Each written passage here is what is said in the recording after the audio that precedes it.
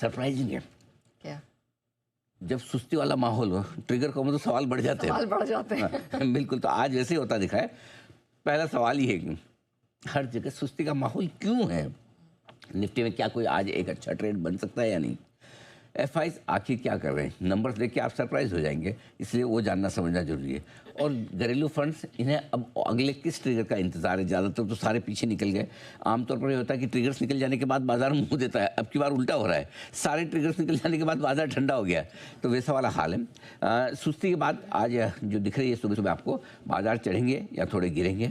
क्या आज 26,000 के ऊपर निफ्टी निकलेगा, टिकेगा या नहीं? क्योंकि कल हमने 26,000 को छुआ है, परसों भी है। तो लेकिन ये सारी की सारी चीज़ें हैं जो काफ़ी हद तक एक्शन में है। इसके अलावा लाइफ हाइपर क्लोजिंग से बैंक निफ्टी क्या मजबूत होता हुआ दिख रहा है?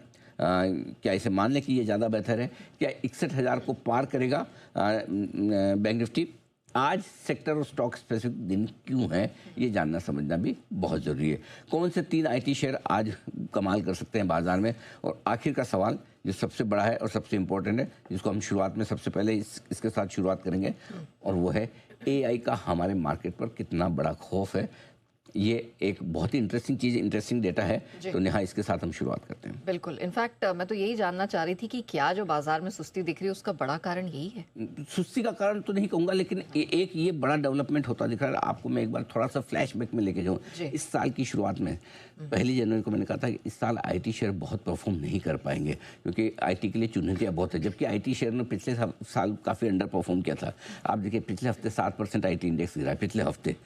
अब हो क्या रहा है? दुनिया भर में एआई पर, आर्टिफिशियल इंटेलिजेंस पर कोई भी पॉजिटिव डेवलपमेंट होता है और भारतीय आईटी कंपनी की धुलाई पिटाई हो जाती है। हमारे यहाँ बड़ा नेगेटिव असर आता है, ये आते हुए दिख ही रहा है। इसमें सिंपल सी चीज़ ये है, नंबर 1।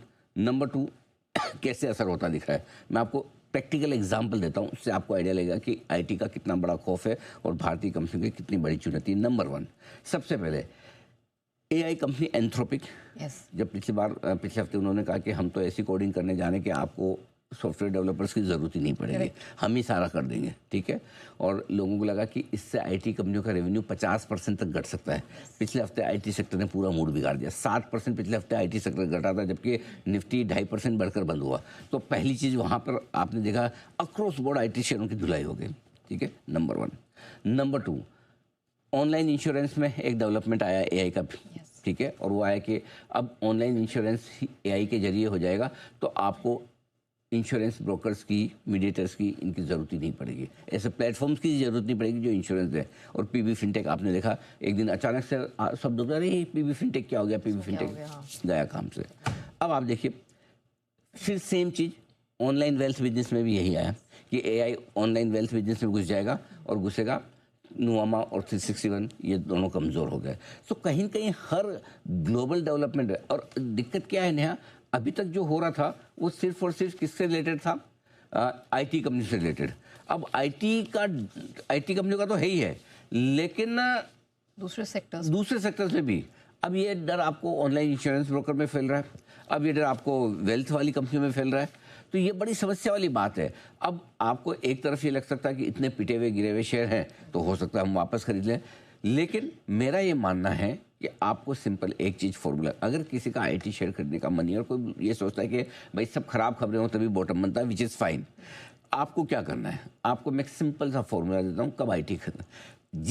किसी ढंग की बड़ी आईटी कंपनी में आपको डिविडेंड यील्ड 5 से 6% आता हुआ दिखे, वहाँ पर कंसिडर कीजिए कि मुझे यहाँ लेना है कि नहीं लेना। वहाँ पर उस समय रिव्यू कीजिए, डिविडेंड यील्ड 5 से 6% बनना चाहिए आपका, तब आईटी शेयर आपके लिए अट्रैक्टिव हो सकते हैं। अट्रैक्टिव शायद अच्छे, ज़्यादा अट्रैक्टिव शब्द है, ये खरीदने लायक थोड़े हो सकते हैं। अच्छा, तो फॉर एग्जांपल इन्फोसिस है, इन्फोसिस में 6% डिविडेंड आ रहा है, अगर आपका 5% डिविडेंड आ रहा है, इन्फोसिस की प्राइस 1471 है, सपोज 90 रुपये इन्फोसिस का, 100 रुपये डिविडेंड है, तो ये भाव ठीक हो जाता है। अगर वो डिविडेंड कैलकुलेट करना पड़ेगा, मैं एग्जांपल दे रहा हूँ, ठीक है। तो उसके बेसिस पे आपको करना है सिंपल सी चीज़ें। सो आज बहुत क्रिस्टल क्लियर आपके लिए एक ये सिंपल सा सिस्टम है, और यही वजह आप लाइए जरा इन्फोसिस विप्रो के एडीआर लेकर आइए स्क्रीन पर, आपको समझ में आएगा। 2-3% जो काफ़ी टूटते हुए नजर आए एआई की वजह से, वो इसी वजह से दिखे हैं। आप देखिए, कोई वजह नहीं कि 5% इन्फोसिस का एडीआर टूटे, कोई वजह नहीं कि 4.5% टूटे, लेकिन एआई का खौफ भारतीय आईटी कंपनियों पर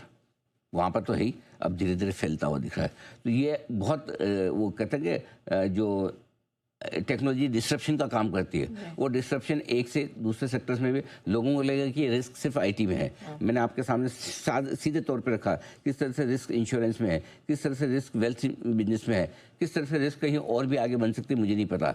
सबसे बड़ी चीज़ है कि इतने पिछले कुछ दिनों में एक बार ऐसा लगा कि चलो जाने दो यार, ट्रम्प का खौफ खत्म हो गया, कम हो गया, उनके ट्वीट हमारे लिए को आने बंद हो गए, ये नई झंझट से कुछ न कुछ तो बाहर से खराब आना ही है हमारे लिए। ट्रम्प से छुटकारा मिला, ये नया चालू हो गया। तो अब जो है क्या करेंगे, अब कोई इलाज नहीं है। लेकिन ये है कि हमें आईटी शेयर, मैं ये रिसर्च उन लोगों के लिए रख रहा हूँ जिन्हें ये लगता है कि आईटी शेयर बहुत घट गए, अब लेने का टाइम आ गया। तो वो हड़बड़ी और जल्दबाजी अभी आपको नहीं करनी है, ये ध्यान में रखिए। खरीदने की कोई हड़बड़ी जल्दबाजी नहीं करनी है। ठीक है, चलिए एक सेक्टर स्पेसिफिक एक्शन भी हमने समझ लिया और एक नया चैलेंज। लेकिन सर एक